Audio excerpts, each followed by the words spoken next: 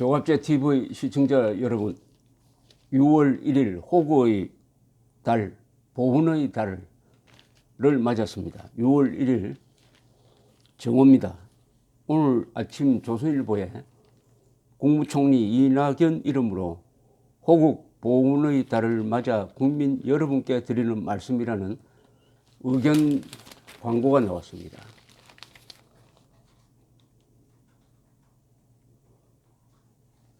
이걸 읽어보고 문제가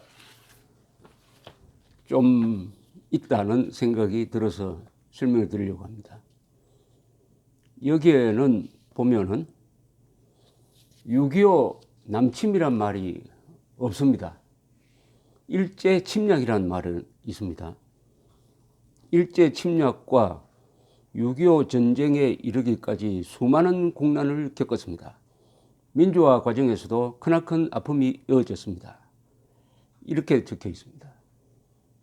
왜 6.25 남침 전쟁이라고 하지 않죠? 일제 침략이라고 했으면 당연히 김일성에 의한 민족 반역의 6.25 남침 전쟁 이렇게 써야 되는 거 아닙니까? 그게 사실에 부합하고 국민들에게 올바른 역사 교육을 심어주고 특히 기억이 희미한 미래 세대에게 확실하게 호국 영령들이 무엇을 하다가 왜 목숨을 잃었느냐를 설명해야 되는 거 아닙니까? 6.25 전쟁 이렇게 해놓으면은 6.25 전쟁 일본이 쳐들어온 전쟁인가 하는 어린이도 있습니다. 임진왜란과 6.25 전쟁을 구별하지 못하는 어린이도 있다는 거 아닙니까? 이런 식으로 교육하면 그렇게 되는 것이죠. 왜 사실을 사실대로 쓰지 않습니까? 일제 침략과 김일성에 의한 민족 반역적 6.25 전쟁 이렇게 쓰는 것이 그렇게 어렵습니까? 왜 이렇게 쓰지 않습니까? 일본은 만만하고 김일성 세력은 두렵다는 뜻인가요, 이게? 또는 6.25 전쟁을 보는 시각이 남침이 아니라고 보는 것인지. 문재인 대통령은 작년 유엔 총회 연설에서 6.25를 내전이라고 했습니다. 내전이라는 것은 침략 전쟁이 아니고 한 국가 안에서 서로 싸운 것, 잘잘못을 가리기 힘들다는 뜻이 포함되어 있습니다. 6.25 내전. 그런 6.25 내전입니까? 6.25 전쟁이죠. 김일성이 스탈린의 지령을 받고 모택동의 보정을 받은 상태에서 위장평화 쇼를 하던 중에 6월 25일 일요일 아침 기습을 했습니다. 동족의 등에 비수를 꽂은 비겁한 전쟁이죠. 외세를 끌어들인 전쟁이죠. 그러니까 그 1년 전에 나갔던 미군이 다시 들어와서 한반도에서 국제전쟁이 이루어지고 약 300만 명, 군인, 민간인 약 300만 명이 죽었습니다. 이 참화를 부른 김일성의 민족 반역적 6.25 남침 전쟁을 왜 국민 세금으로 내는 이 광고에 넣지 않습니까? 이런 대목도 있습니다. 6.25 전쟁에서는 용사들께서 자유와 평화를 지키다 수없이 전사하시거나 부상하셨습니다. 4.19 혁명과 5.18 광주 민주화 운동과 6월 항쟁에서도 꽃도 피우지 못한 많은 학생과 시민들께서 민주주의를 위해 항거하거나 숨지시거나 다치셨습니다. 6.25 전쟁으로 전쟁 때 순국한 호국 영령 숫자가 90% 이상입니다. 그런데 여기 설명을 보면 4.19, 5.18, 6월 항쟁을 더 길게 설명을 하고 있습니다. 이게 균형이 맞습니까? 의도적으로 6.25 남침 전쟁 때 조국을 지키기 위해서 총 들고 싸웠던 사람들의 역할을 축소하려는 뜻이 여기에 그대로 드러나고 있습니다. 그대로 드러나고 있습니다. 여기에 또 이런 글에는 잘 어울리지 않는 대목도 있습니다. 존경하는 국민 여러분, 순국 선열과 호국 영령께서 꿈꾸신 나라는 자유와 평화가 가득한 나라였습니다. 그 꿈을 실현할 책임이 우리에게 있습니다. 정부는 모든 분야에 민주주의가 내실화되고 한반도에 평화가 정착되도록 계속 노력하겠습니다. 남북 정상회담으로 열린 한반도 평화와 민족 공동번영의 기회를 현실로 만들어 가겠습니다. 이 대목이 여기 들어가야 됩니까? 남북 정상회담이라고 했습니다. 정상회담이란 것은 헌법에 위반되는 표현입니다. 한반도에서 정상은 대한민국 대통령 한 사람밖에 없습니다. 김정은은 정상이 아니고 전쟁 범죄자 반국가 단체의 수괴일 뿐입니다.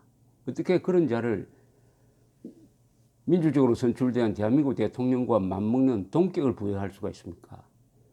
외국이 정상회담이라고 불러도 우리는 절대 정상회담이라고 부르면 안 됩니다. 최고위급 회담 정도로 하면 됩니다.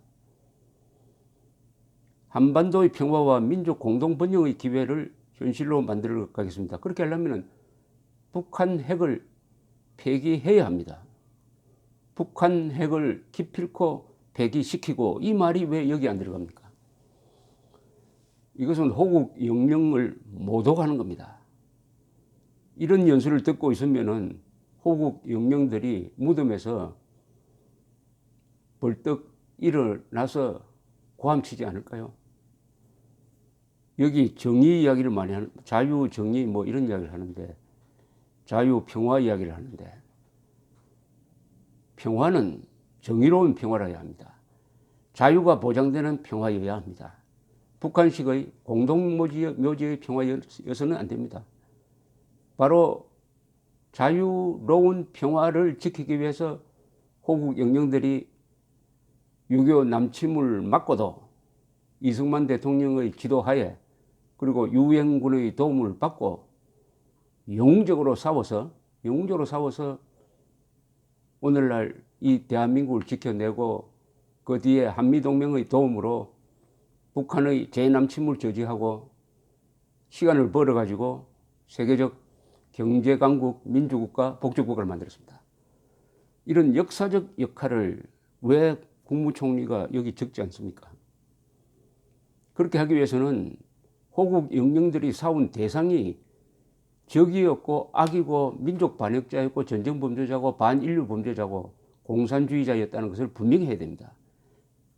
김일성의 남침, 공산집단, 김일성 공산집단의 남침이라고 해야 됩니다.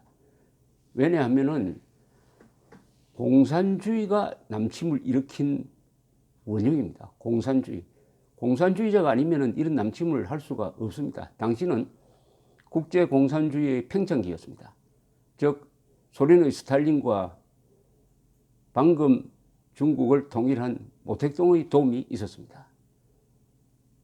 1950년 6월 25일 김일성은 그 막강한 소련과 중국의 도움을 받아서 압도적 군사력으로 탱크를 200대나 가지고, 우리는 탱크가 한 대도 없었습니다. 남침을 했습니다. 그때는 우리는 한미동맹이 없었어요. 미군은 나가버렸습니다.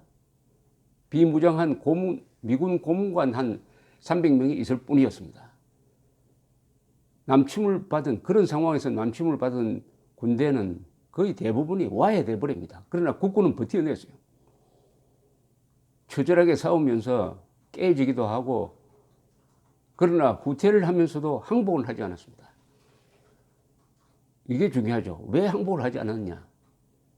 첫째, 자유를 지킨다는 생각이 있었습니다. 그리고 이승만 대통령이 전쟁 지도를 잘 하고 있었습니다.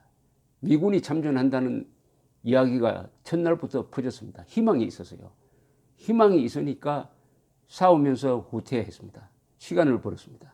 공간을 내어주고 시간을 벌었습니다. 그렇게 해서 낙동강 전선에서 저들의 남진을 저지한 사이에 인천 상륙작전을 통해서 전세를 뒤집었던 것이죠.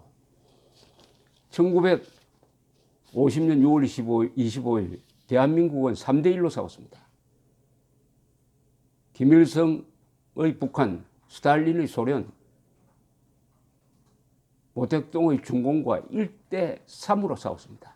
1대3으로 싸워서 이 나라를 지켜냈습니다. 이런 위대한 호국 영령들의 역사적 역할을 이런 글로서 기릴 수가 있습니까?